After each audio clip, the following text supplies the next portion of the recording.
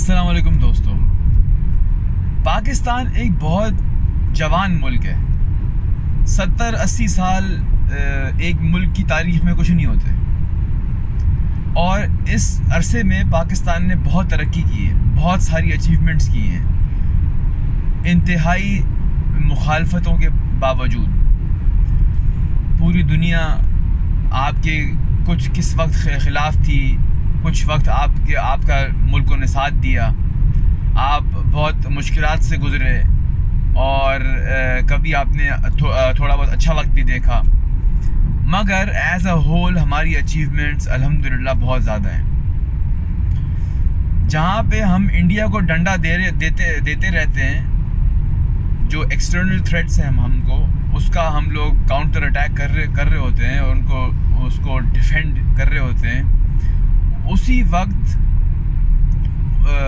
ہم کو اپنی انٹرنل پرابلمز بھی سیٹ کرنے کی ضرورت ہے،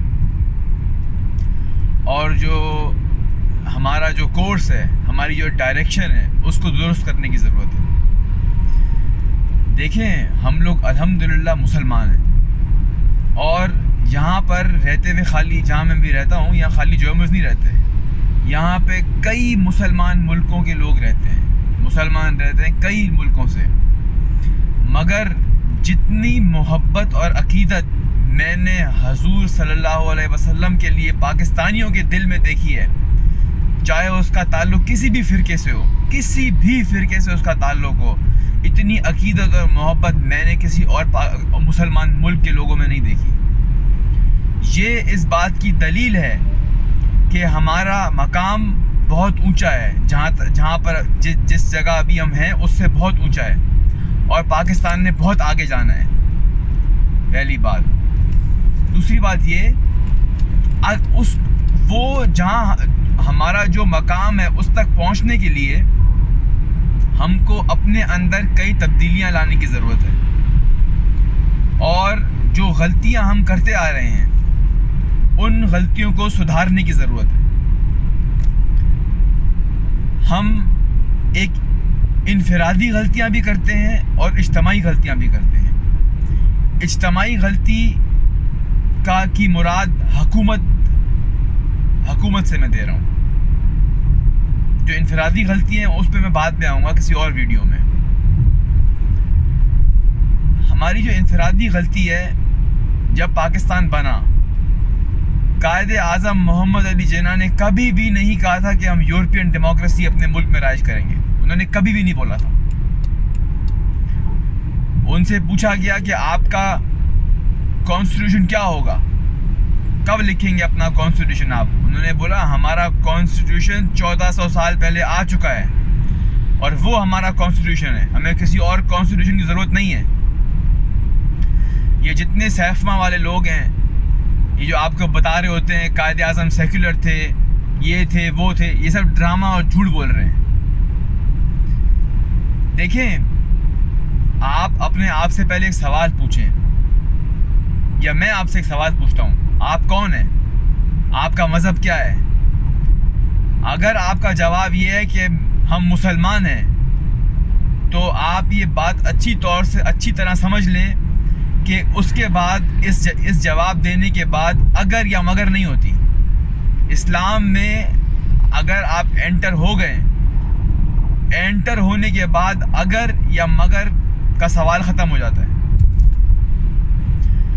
ہمارے ملک میں اس وقت ویسٹرن ڈیموکریسی نافذ ہے کئی عرصے سے، اور جتنے ہمارے پولیٹیشنز ہیں ماشاءاللہ سارے کرپٹ ہیں. وہ اس ڈیموکریسی کے گیت گا رہے ہیں، اور آپس میں ایک دوسرے سے لڑ رہے ہیں، مرنے کٹنے کے لیے تیار ہیں. جس طرح میں مثال دیتا ہوں، پی ٹی آئی والے آج کل نون لیگ سے لڑ رہے ہیں، نون لیگ والے پی ٹی آئی پہ تہمتیں لگا رہے ہیں، ایک دوسرے کو ذلیل کر رہے ہیں، اور دشمن آپ کا پیچھے بیٹھ کے ہنس کے خوش ہو رہا ہے. آپ کو آپس میں لڑا کر دشمن آپ کا پیچھے بیٹھ کے خوش ہو رہا ہے. کیوں؟ دیکھیں، اگر ویسٹ کسی ملک پہ قبضہ کرتا ہے اپنے اکنامک ٹیررس کے تھرو یا جنگوں کے تھرو، یا اپنی مرضی کی حکومت لے کے آتا ہے، سب سے پہلی بات کیا بولتا ہے ان کو؟ سب سے پہلی بات ان کو بولتا ہے آپ اپنے ملک میں جمہوریت لے کے آئیں۔ یہ افغانستان میں بھی تو یہی لڑائی چل رہی ہے نا اس وقت۔ افغانستان میں مسئلہ کیا ہے؟ وہ یہ کوشش کر رہے ہیں کہ جو افغانستان میں جنہوں نے فتح حاصل کی ہے اور وہ آگے اور مزید فتح حاصل کریں گے کہ وہ یہاں پر ویسٹرن ڈیموکریسی نافذ کریں، مگر وہ نہیں کریں گے۔ آپ کو پتہ ہے کیوں نہیں کریں گے؟ الحمدللہ ہم کو پاکستان کو یہ بات سمجھنی چاہیے کہ یہ لوگ ڈیموکریسی کیوں چاہتے ہیں کہ ملکوں میں ڈیموکریسی آئے؟ اس لیے کیونکہ یہ ان کا بنایا ہوا نظام ہے، یہ ان کا بنایا ہوا نظام ہے۔ انہوں نے لوگوں کو غلام رکھنے کے لیے، اپنے لوگوں کو بھی غلام رکھنے کے لیے اور ملکوں کو بھی غلام رکھنے کے لیے یہ سسٹم بنایا ہے۔ ہم الحمدللہ مسلمان ہیں، ہم کسی انسان کے بنائے ہوئے نظام کے غلام نہیں ہیں۔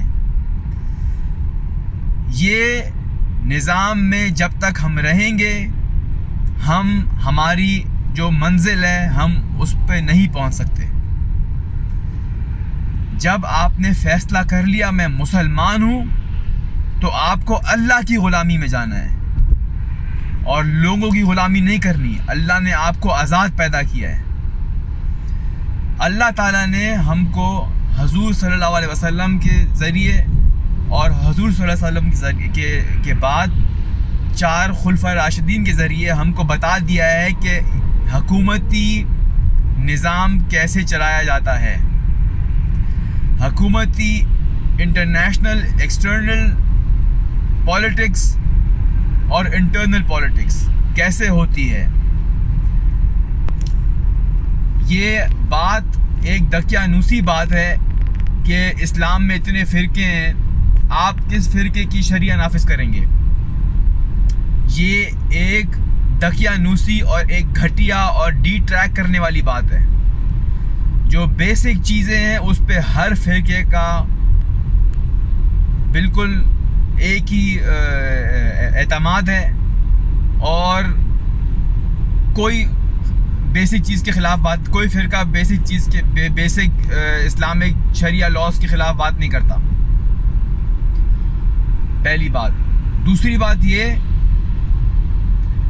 یہاں مجھے ایک بات سمجھ نہیں آتی، ہمارے جو پڑھے لکھے پولیٹیشنز ہیں جو بیسکلی جنرلی ان کے بارے میں یہ خیال ہے کہ وہ کرپٹ نہیں ہیں، جب میں ان کے منہ سے، اور وہ سمجھدار بھی ہیں، جو باتیں کرتے ہیں وہ عقل کی باتیں ہی لگتی ہیں مجھے تو تھوڑی بہت، جب میں ان کے منہ سے ڈیموکریسی کے گیت سنتا ہوں نا تو مجھے سمجھ نہیں آتا کہ ان کو کس سانپ نے ڈس لیا ہے، ان کی عقل میں بات کیوں نہیں آ رہی؟ یہ کس منہ سے اپنے آپ کو مسلمان کہتے ہیں اور ڈیموکریسی کے گیت؟ دیکھیں، یہ یا تو ذہنی یا ان کی پرورش ہوئی کوئی 80s میں 70s میں، وہاں پہ ڈیموکریسی کا بخار بہت چڑھا ہوا تھا تو ان کی یہ ڈی این اے میں گھس گئی ڈیموکریسی، یا کیا ہو گیا؟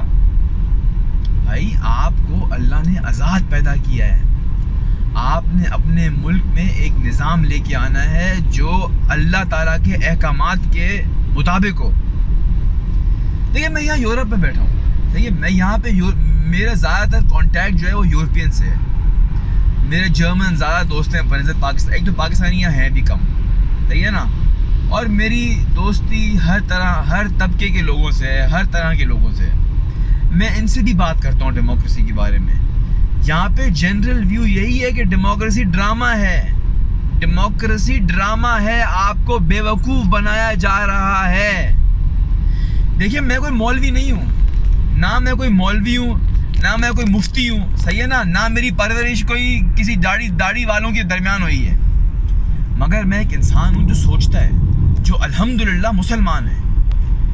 آپ کو بھی سوچنا چاہیے، آپ کو پہلے اپنی پہچان پہ آنا چاہیے، میں کون ہوں، اس کے بعد سارے فیصلے اپنی زندگی میں کرنے چاہیے کہ آپ نے کس ڈائریکشن میں جانا ہے ایز اے قوم، اجتماعی طور پر۔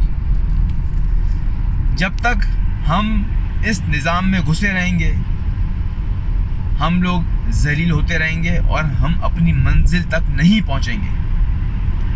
جس دن ہم آزاد ہو گئے اور ہم نے صرف اللہ کی غلامی قبول کر لی, اس دن ہم اس مقام پہ پہنچ جائیں گے جس مقام پر پہنچنے کی ہم کو حضور صلی اللہ علیہ وسلم نے بشارتیں دی ہیں اپنی حدیث کے ذریعے, اپنی کئی حدیثوں کے ذریعے. ان کو خراسان سے ٹھنڈی ہوائیں آتی تھیں. یہ بات سمجھنے کی بہت ضرورت ہے. جب تک ہم لوگ نہیں کریں گے ہم اسی طرح کبھی ذلیل ہوں گے, کبھی تھوڑا اوپر آئیں گے, پھر ذلیل ہوں گے, مگر اس مقام پہ نہیں پہنچ سکتے. ہم کو جلد فیصلہ لینے کی ضرورت ہے. ہمارے پاس زیادہ ٹائم نہیں ہے.